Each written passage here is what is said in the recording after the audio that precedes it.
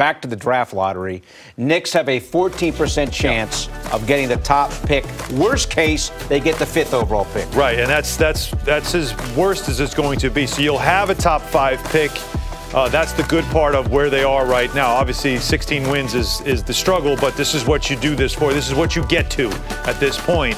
14% chance. Now, there's a 13.7% chance to get second, 12.7 for third, 12% for fourth. So, you know, there's all these percentages, and obviously there's a 47.9% chance for fifth because they cap you at 5. And there's still obviously many other slots up to 14 remaining, so they pile them all into that number 5. So the worst case scenario would be 5th overall, but obviously you're hoping with after a season like this, you stay right there. Now, this is the first year, of course, those odds have changed. The bottom 3 teams all have the same percentage chance to win number 1. 14.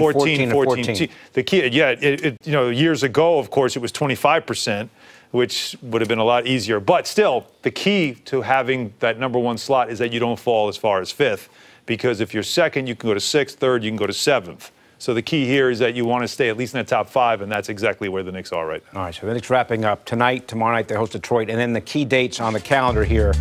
Early entry eligibility deadline, April 21st. Draft lottery, that's going to be huge. Most important day in the franchise's history in a long, long time. May 14th. Draft combine, early entry withdrawal deadline, and then the draft June 20th, and free agency begins July 1. Right. Now, the early entry stuff is obviously undergrad players, so all these one-and-done guys, you know, the Zion Williamsons and whatnot, that's when they would have to declare for the draft. Some already have, John Morant being one of them. And then the withdrawal is when you get to June 10th, the pre-draft process.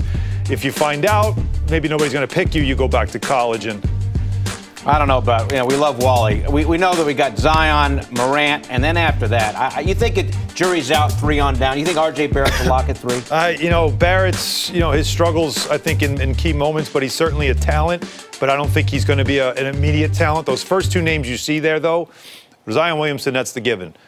To me, that's your guy right at the very beginning. You know, this is one of those, you show up to the lottery with a Zion jersey and you hope you win the lottery and you hold that jersey up, because anyone that says we'll see how the process goes is out of their minds. This guy is the number 1 pick. It's very rare over the last 28 years of the weighted lottery system that you have a player that is the slam dunk, no pun intended, number 1 overall pick. This is like when Shaq was available, LeBron was available. These are the givens. So Zion's your number 1 guy.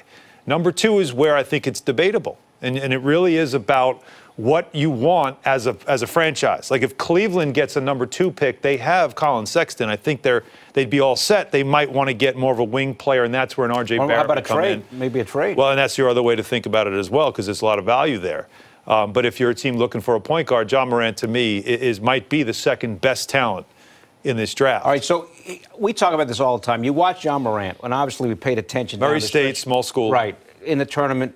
Fantastic in the tournament. You look at him and how he's played. Is he a lock that he's better than any point guard that the Knicks have right now? So if the Knicks are second, right, they take John Morant and say, okay, we got our point guard. Well, you could do that, but then you have an asset. You know, and I'm spitballing here. You take a player like this who's a high motor player. You know, there's some comparables, potential to Russell Westbrook because of the motor and the athleticism. There's also some De'Aaron Fox there as well, which everybody loves him at Sacramento. He's made such a great leap from his rookie year. So there's a lot of that potential there in this player. He didn't play at a high level as far as college goes, but when we saw him in the tournament against some of the top teams, he performed. There was no question this guy's a high-level talent.